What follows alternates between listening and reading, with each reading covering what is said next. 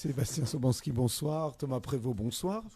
Donc, bienvenue au point presse du jeudi 28 novembre qui précède donc la 7e journée de championnat de pré-national pour la réception à domicile du club de Ménac. Alors coach, bonsoir. Vous êtes invaincu après 6 matchs de championnat. Vous avez battu le deuxième chez vous, le troisième chez lui. Est-ce que les objectifs que vous aviez annoncés en début de saison, à savoir le podium, est revu à la hausse avec peut-être en point de mire la première place? Revu à la hausse, non, l'objectif reste le même. Comme vous l'avez dit, c'était la 6e journée, le championnat est encore très très long. Nous aurons un gros déplacement à Tresse, une grosse réception au CEP, donc l'objectif reste le même. Bien entendu, c'est un début de championnat parfait.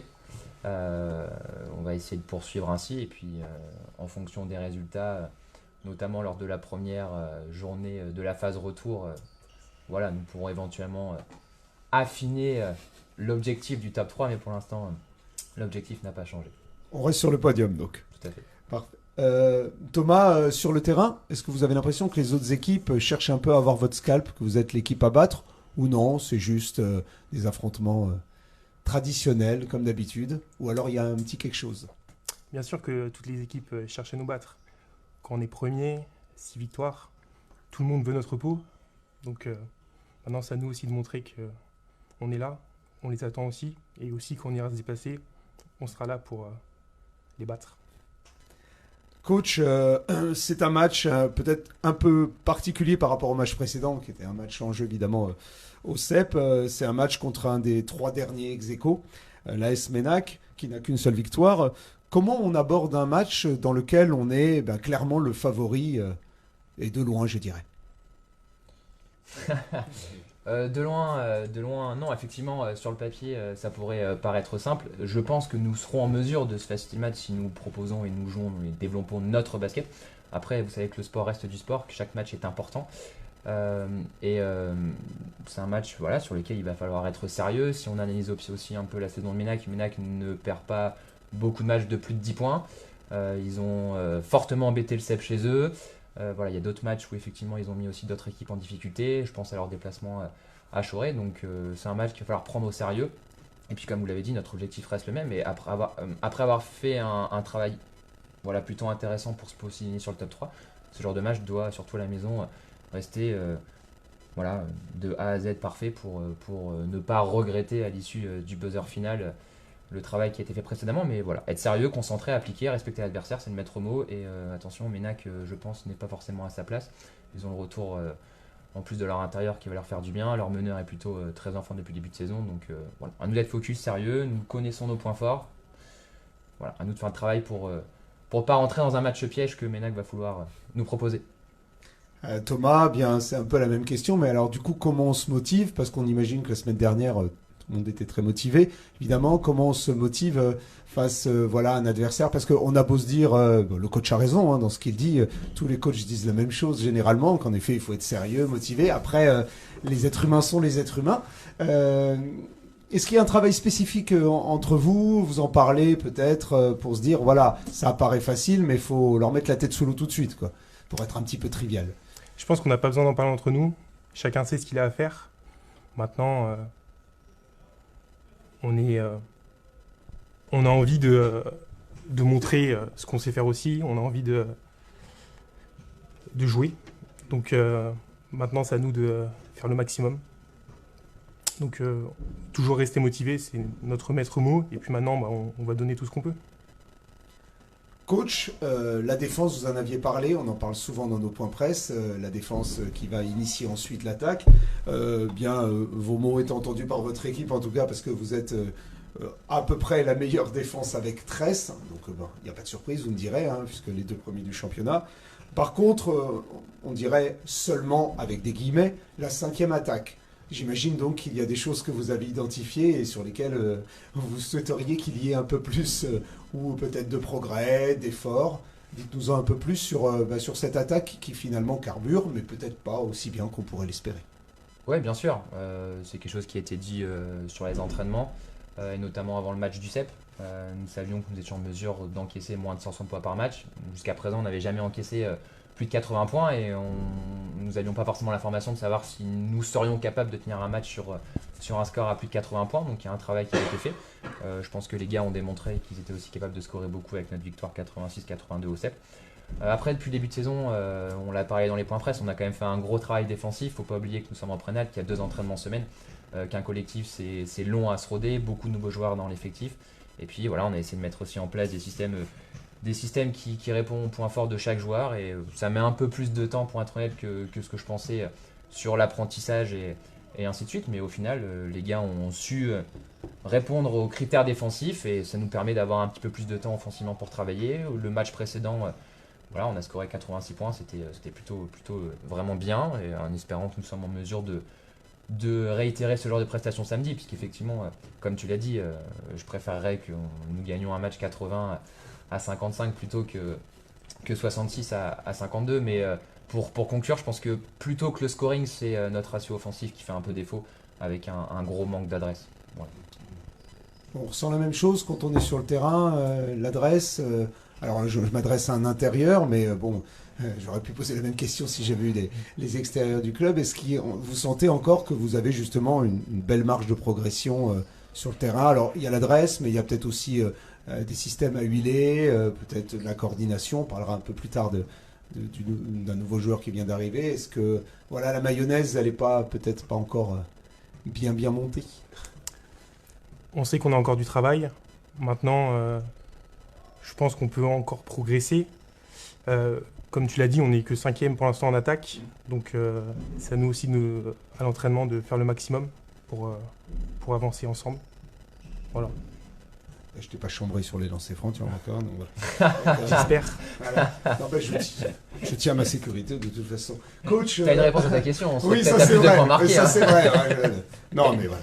Non. On peut pas. Les autres sont pas là, donc on va pas se moquer de Thomas du coup. Non.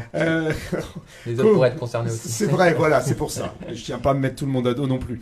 Donc l'arrivée d'Aurélien Durand, on va en parler un petit peu.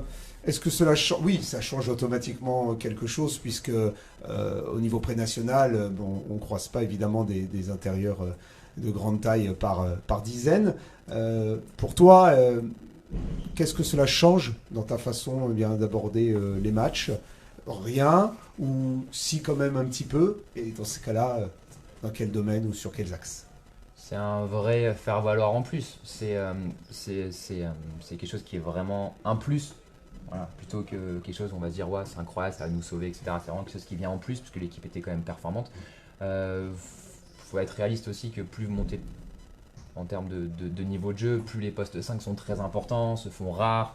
Et voilà, là, on a eu un vrai coup de chance d'avoir un vrai poste 5 de 2 mètres, 100 kg, puissant au sol qui vient. Et du coup, ça va être une vraie complémentarité avec les postes 5 actuels. Vous avez Thomas qui mesure à peu près quasiment la même taille, à quelques centimètres près, qui est beaucoup plus aérien.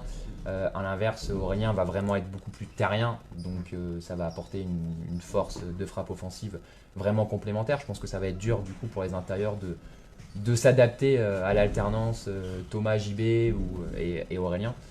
Voilà, après, il y a encore du travail à faire, effectivement. Sur les pick and roll, ça va moins haut, ça va moins vite. Donc il y a des adaptations à avoir pour les meneurs, pour les extérieurs. Et puis défensivement, voilà, on a malgré tout pas mal de taille avec Ensi qui est 1m98, Thomas qui est 1m96, Aurélien qui arrive à 2 mètres. C'est un vrai atout défensif. Est-ce qu'on peut imaginer des alignements type Twin Towers avec 2 grands, 3 grands, ou on n'en est pas encore là, pour l'instant on intègre? Non, pour l'instant on intègre, mais effectivement ça peut être, ça peut être des combinaisons qui sont intéressantes.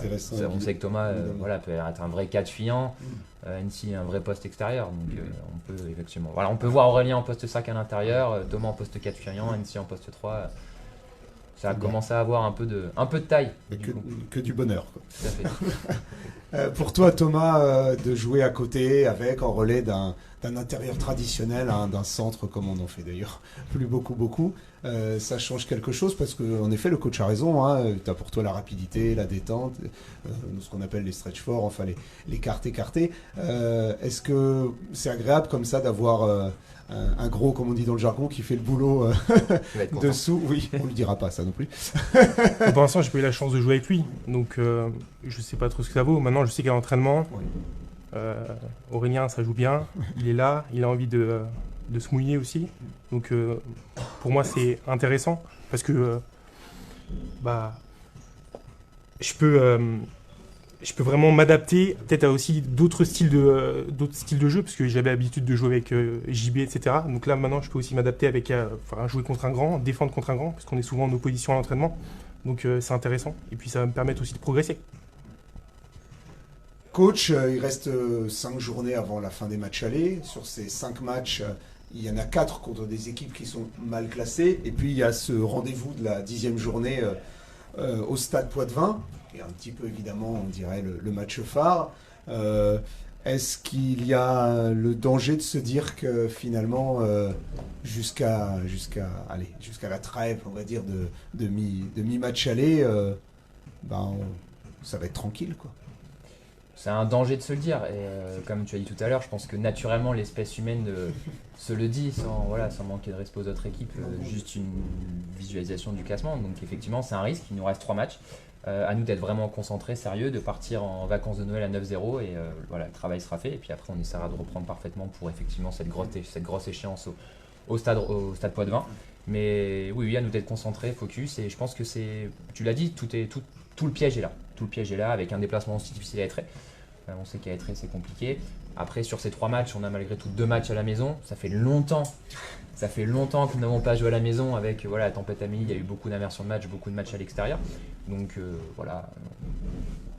3 matchs, dont 2 à la maison. À nous de faire le travail, nous d'être sérieux, concentrés. Et sur le papier, effectivement, si nous développons notre basket, ça devrait bien se passer. Mais après, ça reste du sport. Donc les autres vont aussi avoir envie, comme tu as dit en début d'interview, forcément de pouvoir nous mettre en grande difficulté. Et jusqu'à présent, après, on n'a pas gagné de match de plus de 30 points, de plus de 20 points. Chaque match a été un peu compliqué. Nous ne sommes pas non plus premiers à être extraordinaires comme La Rochelle avait pu être l'année dernière en mettant 30 points à tout le monde. Donc là, nous d'être concentrés, focus, de bien jouer et de partir sourire aux oreilles en vacances de Noël.